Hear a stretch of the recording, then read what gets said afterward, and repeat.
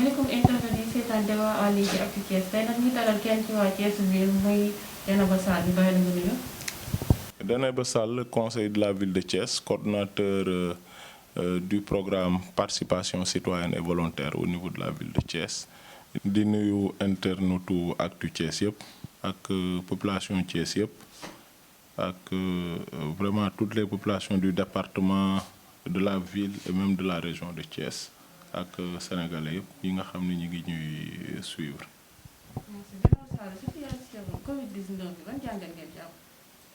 waaw xam nga ñun li ñuy sant yàlla rek mooy le fait que mu mujjee Afrique le fait que mu mujjee Sénégal parce que je crois que ci plateau sanitaire plateau médical tubaab yi ak chinois yi européens yi ak chinois yi ñoo ñu raw foofu le fait que feebar bi njëkkee fa ba ñu am ci une certaine expérience dans la gestion de la pandémie tax na vraiment bi mu ñëwee en Afrique aussi et surtout au Sénégal bi nga xam ni suñu ñi nekk personnel sanitaire bi médecins yi docteurs yi ak le personnel sanitaire vraiment ñu qualifié lañu pour mën a gérer ay situations yu bëri donc vraiment ñu ngi ci sant bi mu njëkkee foofu maintenant nag suñu waxantee dëgg cas yi ñu ngi bëgg a bëri Sénégal cas yi ñu ngi bëgg a bëri li tax sax mu xaw a yam fii mooy mesures yi état bi jël au niveau des départements les préfets au niveau des régions les gouverneurs jël ko les maires aussi au niveau de beaucoup de localités du Sénégal jël ko tax vraiment feebar bi yeggul fenn fi di ci profiter aussi di gërëm bu baax les forces de sécurité du Sénégal muy police muy gendarmerie muy armée nationale bi nga xam ni seeni patrouille yi ñuy def tax na vraiment ñu mën a contenir feebar bi ba cas communautaires yi mënoon na gën a jéggi dayo li mais cas communautaires yi vraiment c'est vrai que ba léegi mi ngi bari mais quand même bu ñu jëluloon ay mesures état bi aussi jël ay mesures de résilience pour jàppale population bi mënoon na gën a doy waar daal. La vérité mooy su fekkee cas yi ñu ngi commencé bëri nii c'est parce que quelque part am na mesures yoo xam ni suñu waxantee dëgg nit ñi respecté wuñ ko je donne un exemple boo génnee Thiès bu dog dee jege nga xool boulangerie ni fa nit ñi di entassé woo nga dem ci yenn plateforme commerciale yi ni fa nit ñi di dajaloo mais man je crois que un bout de petit pain warul a gënal sa bakkan warul tax ñuy dajaloo ba leen ci fekk alors que la mesure bi ñu leen wax mooy 1 mètre au minimum entre nit ñi mais respecté wuñ ko mais heureusement que fii ak quelques jours au niveau de Thiès muy le gouverneur le préfet di le maire de la ville de Thiès am na lu ñu waxtaane ba il y aura d'autres mesures pour que vraiment yooyu bañ a amati daal mais daal ci cadre respecter mesures yi ñu wax yépp population yi wax dëgg yàlla des nañ ci ginnaaw des na bu baax a baax. wax tamit ci situation Thiès ak Talla Sylla initiative bu am solo bu mu def mooy toggal taalibe yi bëggoon nañu xam initiative bu fan la jógee. xam nga mbir mi en fait commencé wuñu woon ci toggal daara yi muy opération boobu ñu tuddee waañu daara bi situation bi présenté woo ba président def sa déclaration du 3 avril là. ca suba ga déjà au niveau de la mairie ci la ñu taxawal un comité de veille et d'action waa société civile nekk ci nga gis ñu ko waxeeti certains partenaires nekk ci mu am des agents de la ville yu ci nekk ak yooyu maire jël fekk conseil municipal bi les élus signal nañ ko këyit pour wane ni bëgg nañu dépense bu ñuy defati au niveau de la ville lu ñuy engagé ti di ko génne ñu dugal ko ci Covid-19 bi vraiment loolu am ñu ciy gërëm aussi les élus de la ville parce que aussi maire ndawul élu ville bi la donc foofu la ñu commencé woon ñu jënd denrées alimentaires yu bari yóbbu ko ci daara yi nga xam ne ñoo nekk Thiès wutaale aussi ay détergents yóbbul leen ko maintenant nag bi situation bi commencé empirer ci la maire de la ville proposé ñu def waañu daara ñu bari réfléchiral ko ci ba tax boo seetloo ci la ñu commencé avec 2000 daara 2000 talibé di leen jox ñuy añ. Après le deuxième jour ñu dem 6000 talibé. Ensuite nous sommes allés à 10 000 talibé. Ba aujourd'hui démb nous étions à 13 800 talibé yoo xam ne maire bi mi ngi leen ci dundal pour que rek ñu respecter confinement bi. Mais la vérité mooy que même si am na ñu bëri ñoo xam ne des nañ ci biir daara yi quand même parce que ñu ngi leen di jox ñu lekk mais la vérité mooy am na quand même talibé yu continuer ba léegi ñu leen di gis ci mbedd mi. Mais bi ñu xoolee seet lan mooy faille bi fan la nekk en fait dafa am une fédération nationale des sëriñu daara ñu am une antenne départementale et une antenne régionale à Thiès. Donc seen implication ci mbir mi ak manque d'information bi ci amoon dafa desoon ba tax taxawaay bi ñu ci waroon amuñu ko ci. waaw la première stratégie moo doon maire woolu leen waxtaan ak ñoom boo xoolee depuis quelques jours ñoom ñi ngi def une tournée dem ci sëriñu daara yi parce que nag sëriñu daara yi seen mbokk sëriñu daara moo gën a mën a wax ak moom que maire que gouverneur ou bien que préfet ñoom ñi ngi def tournée dans les 3 communes de la ville de Thiès di sensibiliser sëriñu daara yi di leen wax que ñu téye vraiment talibé yi ci biir daara yi te gis nañu bi ñu ko commencé ba léegi wax dëgg yàlla talibé yëpp duggaguñu ci biir daara yi mais ñi ci ëpp quand même commencé nañu toog ci biir daara yi parce que maire aussi du yam rek ci opération waañu daara yi ñu ngi prévoir dès la semaine prochaine yóbbu fa ay kit yoo xam ni pour ndogu lay doon pour sëriñu daara yi ak yenn talibé yi nga xam ne aussi dañuy woor daal. gis nañu tamit Talla Sylla génn benn way tuddee ko wàllu xale yi ak opération bi ñu def pour delloo talibé yi ci seen dëkk yi dafa mel ni Talla Sylla moom fu mu tegoon tànkam ba léegi far ko teg. waaw xam nga diggante Talla ak xale yi ak talibé yi ça ne date pas d'aujourd'hui projet maire de la ville bi gënoon rëy mooy tabax benn kër bu ñu tuddee kër xale yi nga xam ne les enfants yi nekk dans la rue dañ leen di jël dugal ci mu am un programme d'insertion et de réinsertion sociale. ba boo demee ci quartier sud du stade di nga gis ni loolu nekkoon projet tey waa AGETIP commencé nañu di ko tabax te mooy wane diggante bi mu am ak talibé yi ak diggante bi mu am ak xale yi. jëloon na sax benn jour recevoir talibé yi dans son bureau toog ak ñoom waxtaan. pour en fait c'est pour les enfants dans la rue parce que au-delà des talibés boo wëree biir Thiès guddi gi da ngay gis fu nekk ay xale yu ndaw yoo xam ne amaguñu sax 7 ans tëdd fa fees fa dell te kenn xamul fu ñu jóge te ñooñu aussi ay sénégalais lañu ci réew mi lañu bokk. xam nga boo leen en fait li ñuy opération boobu d'abord c'est pas une directive nationale parce que bu fekkoon directive nationale la bu ñu ko waxee conseil des ministres ba pare communiqué conseil des ministres bi daf ciy génn. C'est pas une directive nationale parce que foo dem ci Sénégal gisoo ñëpp di ko def parce que bu fekkoon directive nationale la préfet yi nekk dans tous les départements du Sénégal dañu koy exécuter parce que président de la République moo koy wax. ba pare beneen bi du am effet parce que su fekkee da ngay xeex ak feebar bi taalibe bi ngay jël di ko dugal ci oto naan da nga koy delloo këram te déjà am na ci ñu bari ñoo xam ni ay orphelins lañu amatuñu yaay amatuñu papa. am na ñoo xam ni seen parents yi kenn xamatul fu ñu nekk boo leen dajalee jël leen ne da nga leen di yóbbu mais kan moo la wax ni la taalibe bi ngay yóbbu noonu contracté wul le Covid-19 le coronavirus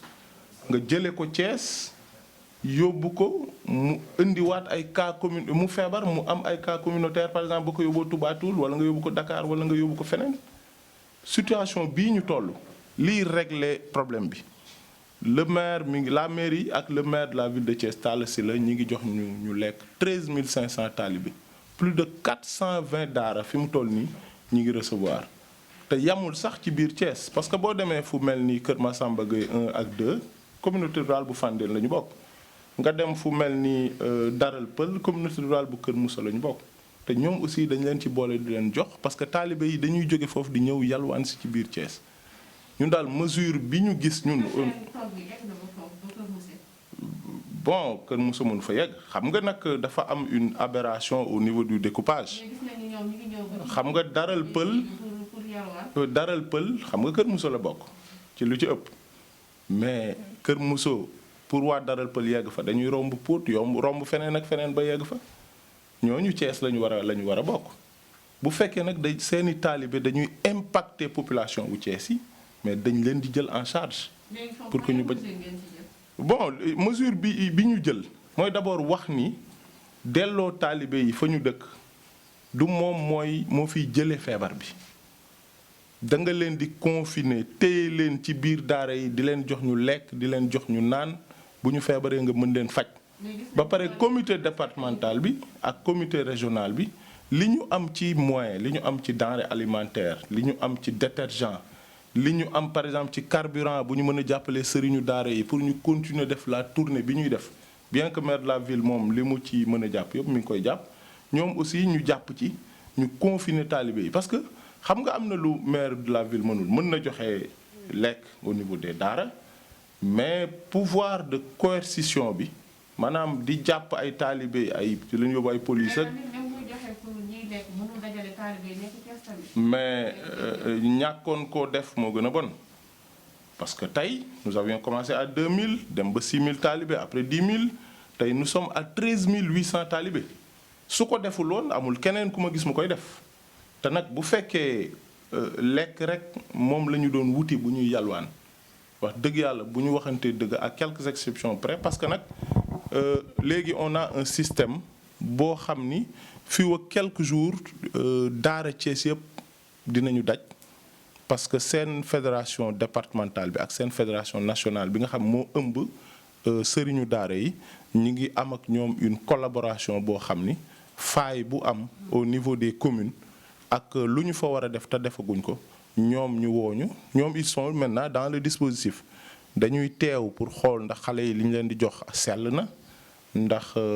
vraiment mesure sanitaire yi ci war a am yëpp am na ci ba pare ils seront dans la communication à partir de la semaine prochaine ñoom dinañ dem ci rajo yi dinañ dem ñëw ci seen site yi site bu mel ni Actu Thiès dinañ fi ñëw ak feneen ak feneen pour yee sëriñu daara yi ba pare wax ak population Thiès yi parce que gis nga li ñu war a éviter ci feebar ci lu mel nii bu amee dans un pays mooy stigmatisation maanaam xool benn couche rek ne ñii dañoo war a jóg ci ñoom ndax ñoom ñoo ko fiy indi parce que la vérité mooy taalibe yi. waaw mais loolu li ko indi mooy bu dee xale mën nañ leen téye seen biir kër mais taalibe yi nga xam ne bu ñu yalwaanoo du ñu lekk ñoom ñooy problème bi ñoo gën a nekk problème bi. mais la vérité mooy taalibe yi am Covid 19 bi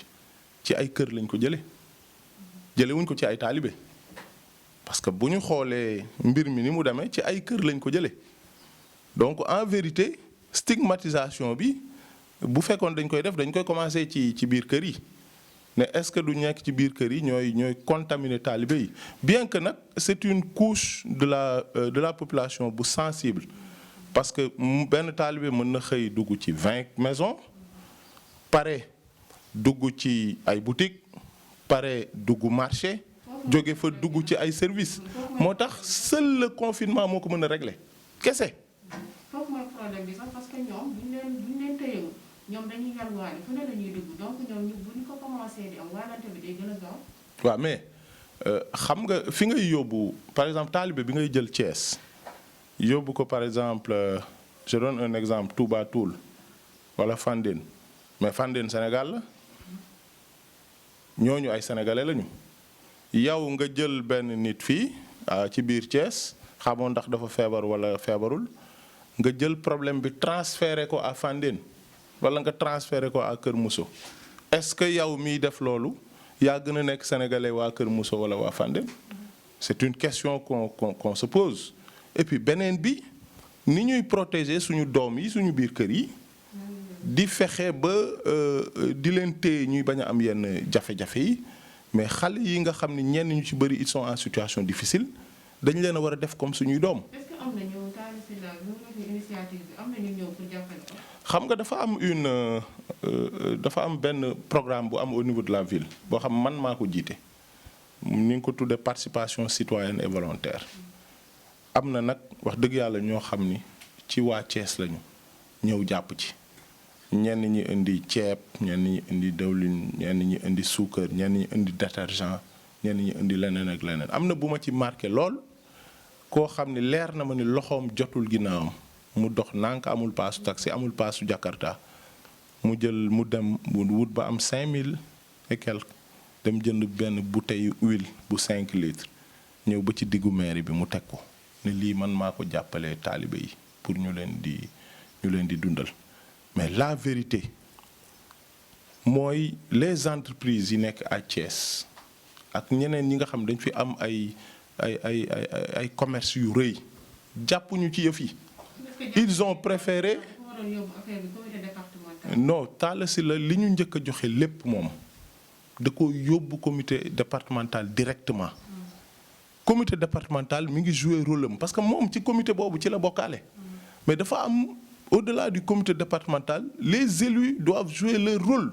le maire en premier donc daf ci am loo xam ni ñun ñooy jóg dem doxali ko suñuy population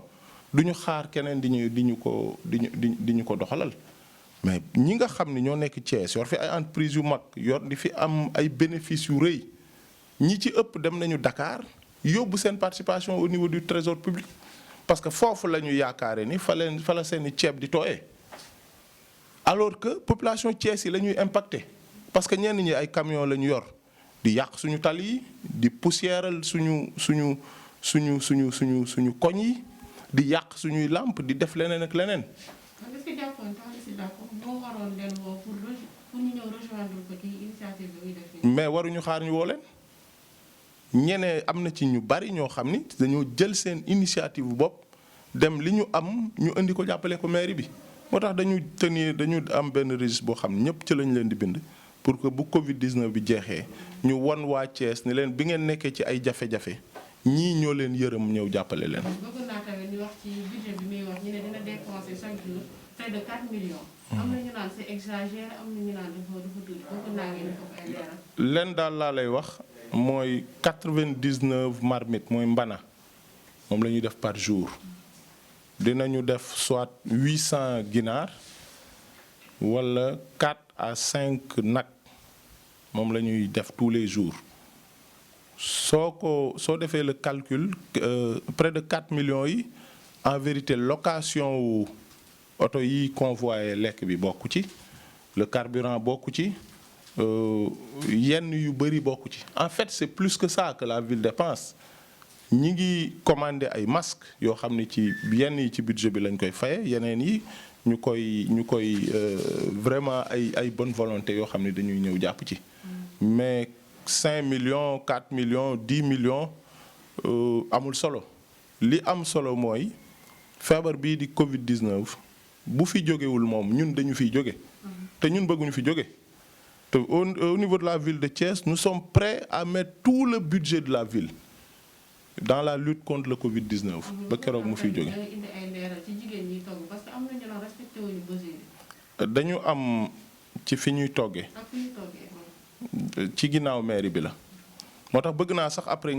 su ngeen mënee def benn reportage dem xoolal seen bopp wan population yi je crois que dina ci am solo dañu am bàjjenu gox ak benn yaayu daara bu fa nekk d'abord avant ñuy commencer togg yi service d'hygiène dañuy ñëw pomper mairie bi yëpp service d'hygiène après ça ñëw nañ fa à 2 reprises de façon inopinée di contrôler li ñuy togg ndax baax na wala baaxul ndax normes yi ñu ngi ci am nañu thermoflash bala nga yegg foofu dañ la koy teg ñi fay dugg dañuy sol masque dañuy takk gant ba pare teg lépp ci yoon. ñi ngi sol seen masque tous les jours takk gant sol masque c'est une priorité ba pare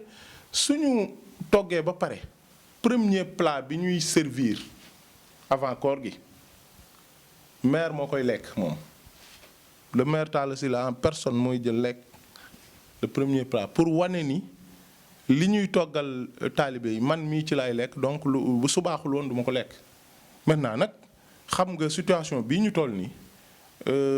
dadul situation wu polémique du situation wu polémique du situation wu politique li ci am solo mooy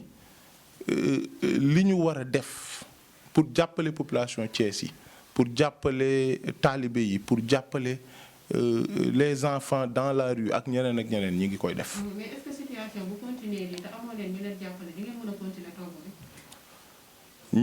ñi ngi sant yàlla parce que am na yoo xam ni quand même boo ci nekkee yàlla dalay taxawu ñi ngi sant yàlla ba Thiès am nañu ñu am jom am na ñu bëgg Thiès waaye am na ñu bëgg population yi te au-delà du budget de la mairie bi nga xam ni c'est vrai que c'est difficile pour la perception municipale parce que taxes yu bari duggatul lu bari mairie mënatu cee jot mais li fa am ñi ngi koy jël di ci def am na population yu am na ñoo xam ni Thiès am nañu tuuti koom ñi ngi ñëw di ci def di terminer rek di massawu ñi nga xam ni am nañ ci ay mbokk yu wàññeeku ak ñi nga xam ni aussi feebar bi dal na leen ak ñi ñu mettre en quarantaine ak ñi ñu confiné ak population Thiès yëpp muy ville bi di département bi di région bi ak Sénégal yëpp di wax ñëpp nag ku ci amul looy dox lu farataw lu am solo nga toog sa kër toog ak sa njaboot nit ñi aussi li leen force de sécurité yi muy police di gendarmerie di armée bi wax ci ay mesures ñu respecté ko bu boobaa rek feebar bi ñun ñëpp bu ñu àndaloo dinañ ko daan ci nu mu gën a gaaw parce que bu fi jógul ñoo fiy jóge te ñun bëgguñu fi jóge te waruñu fi jóge jërëjëf